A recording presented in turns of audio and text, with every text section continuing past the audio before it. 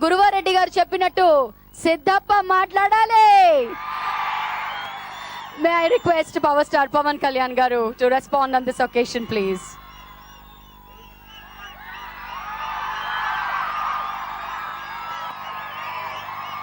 ఇక్కడికి వచ్చిన మీ అందరికీ నా హృదయపూర్వక నమస్కారాలు. కమిషనర్ అనురాగ్ శర్మ గారికి, ఈ ఫౌండేషన్ వ్యవస్థాపకులు మధుసూదన్ రెడ్డి గారికి, డాక్టర్ శరత్ రెడ్డి గారికి, సన్షైన్ హాస్పిటల్స్ గురువారెడ్డి గారికి, వీళ్ళందరికీ, మిగతా అందరికీ, అలాగే Indian Telugu civil servants association సభ్యులందరికీ, ప్రతి ఒక్కరికి నా పేరు పేరు నా హృదయపూర్వక నమస్కారాలు తెలుపుకుంటున్నాను.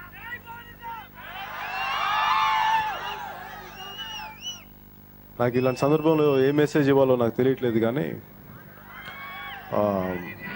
మెయిన్గా అంటే మన రాష్ట్రంలో కానీ అంటే ఇప్పుడు రాష్ట్రాలుగా విడిపోయినాయి కాబట్టి మన రాష్ట్రాల్లో కానీ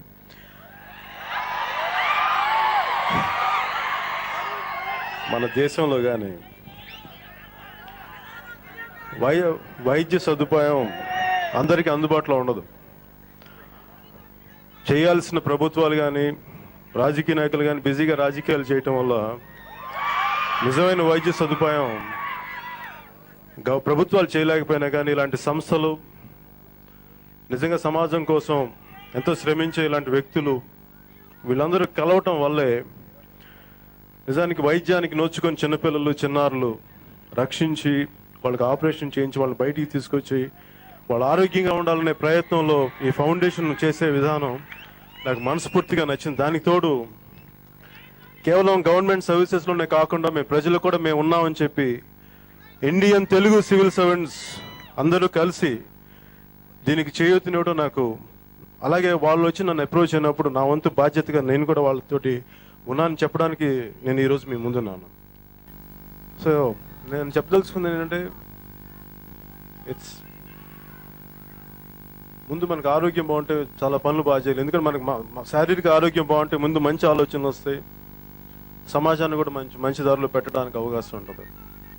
అలాగే మీతో పాటు ఈరోజు వాకింగ్కి, ఎందుకంటే జస్ట్ ఒక అవేర్నెస్ ప్రోగ్రామ్ ఇలాంటివి ఉండాలని చెప్పి దానికి మనం ఈ ముందస్తుకి ప్రోగ్రామ్కి నన్ను ఇనిషియేట్ చేయడానికి నన్ను పిలిచినందుకు పేరు పేరున ప్రతి ఒక్కరికి నా కృతజ్ఞతలు తెలుపుకుంటున్నాను. అలాగే మీ అందరికీ ఇంత ఉత్సాహంతో ఇంత పొద్దున్నే వచ్చినందుకు మీ అందరికీ కూడా ప్రత్యేక కృతజ్ఞతలు తెలుపుకుంటూ ధన్యవాదాలు తెలుపుకుంటూ సెలవు తీసుకుంటూ జై హింద్.